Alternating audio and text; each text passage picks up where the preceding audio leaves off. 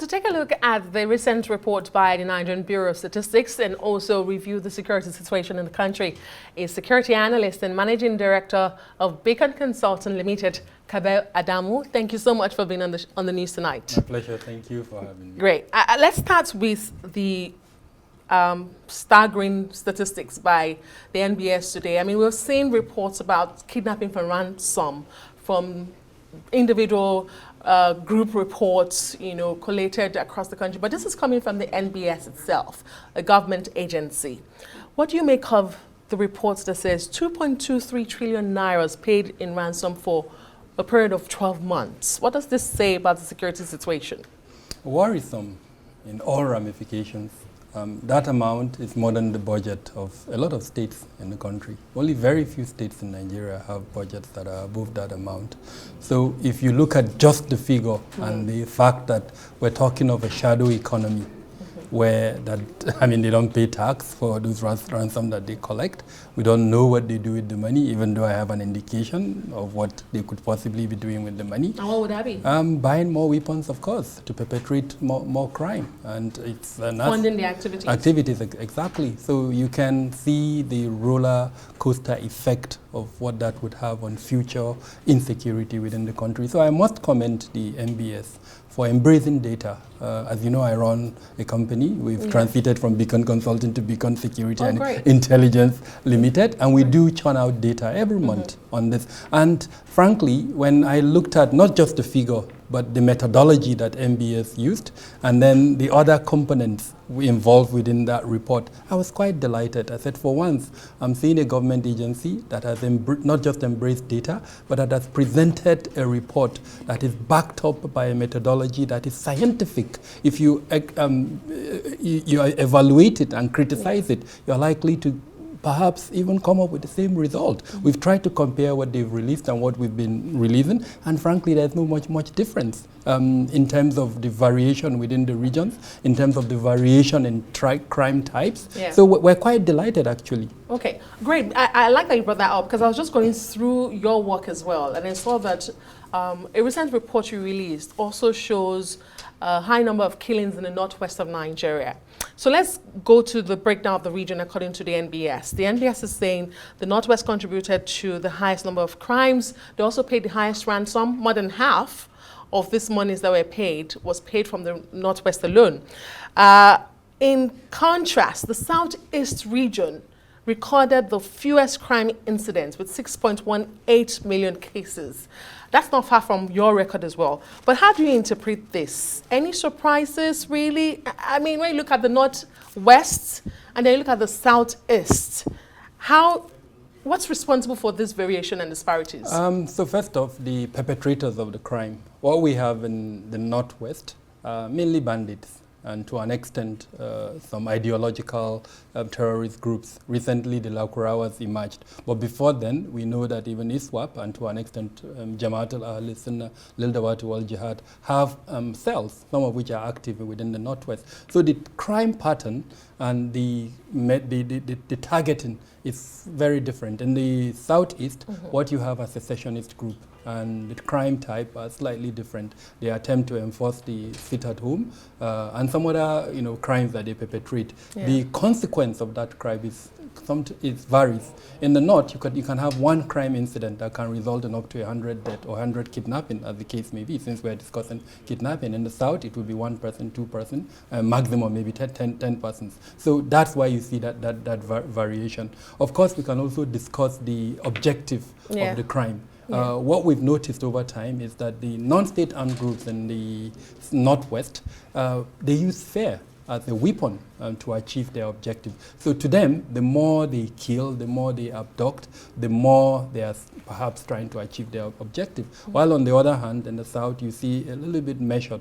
They attack traditional rulers, they attack government officials, but not the type of wide scale attack that we see in the northern part of the country. In our statistics in Beacon, sometimes monthly, we get up to 80% of such incidents in the northern part of the country. In fact, we've had up to 90% in the northern part of the country compared to 10 in the south. So everything about this report kind of, as it were, corroborates what we've been reporting over the last few years. I mean, unfortunate situation, but it does give some level of confidence that we have the statistics we can rely on and we can work with. But let's look further at the scale and the way this is being done. Are we seeing kidnappers that are becoming less targeted in their choice of victims? I mean, at some point, we thought it was just high-profile Nigerians, but it does look like, I mean, anybody and everybody is being kidnapped these days because it's a household and individuals report we're looking at. What's happening here? The NBS report indicates that the average ransom paid by the individuals of it was over 2 million naira. Now, I don't know if you've traveled to some rural areas in the northern part of the country and what 2 million represents to a household. I have engaged with family members of, kidnapped persons, where a woman, as an example, I don't know how much you know about the northern tradition. When a woman is, she's married off, the husband will present sometimes the dowry, gold. Not the dowry is not much usually in Islam, but it's the clothing that is given to her before the marriage. We call it lefe in Hausa. So usually there will be some jewelry inside. So the point I'm trying to make is that is what that woman will sell off to pay as ransom sometimes for her husband. And then, of course, there will be the pooling of resources, sometimes in the mosque, sometimes in the community. And in all of that, it will be very difficult for them to make up that 2 million.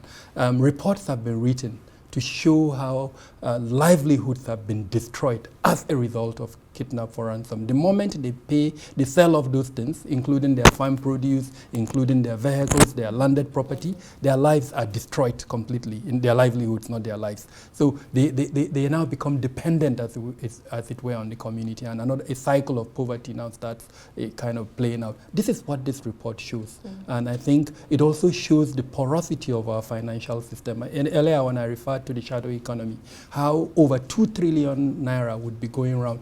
At this where we have a cashless policy. How would our regulators, for instance, the CBN... How are these monies going unnoticed? Why are we not following the money? Are we unable to follow the money? No. Or we are not following, we decided not to follow the money? Well, perhaps it's being followed, but nobody is taking action. Because today, if you go to withdraw, I mean, how much can you withdraw in your commercial bank at this word today? There's so ridiculous limits. Exactly.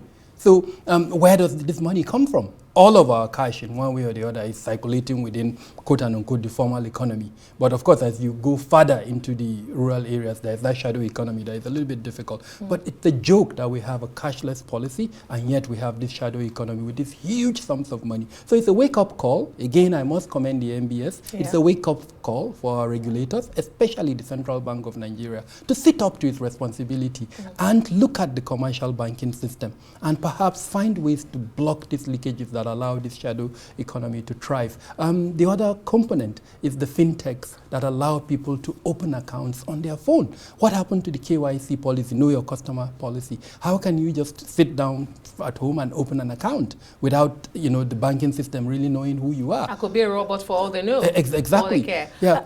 So this is an indictment on the financial institution, but when you look at this report, it's also an indictment on the police, isn't it? Because it says a high percentage of people refuse to report to the police because they felt they would not take action. So there's a component of the report that actually speaks about the perception of people on safety and, of course, on the police. But I don't want to isolate the police in this regard. We can talk about law enforcement as a whole and how some people feel uncomfortable to report, incidences of a security nature for a lot of reasons. But again, it's the wake-up call. We need to improve on public security, and there are ways to improve on public security.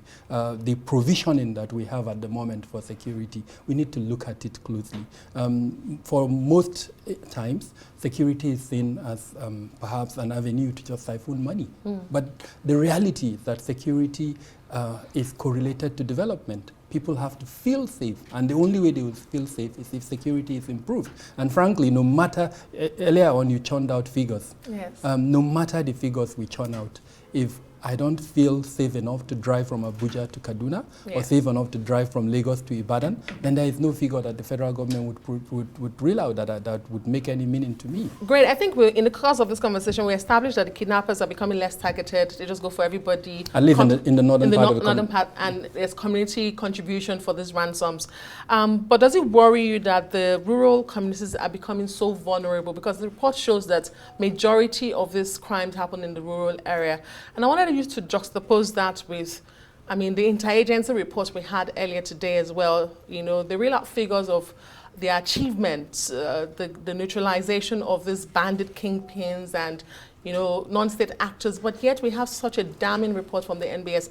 Are you able to relate these two reports? Do they make sense? Every day we hear of synergy in governance, and I think this is the reality. That synergy does not exist.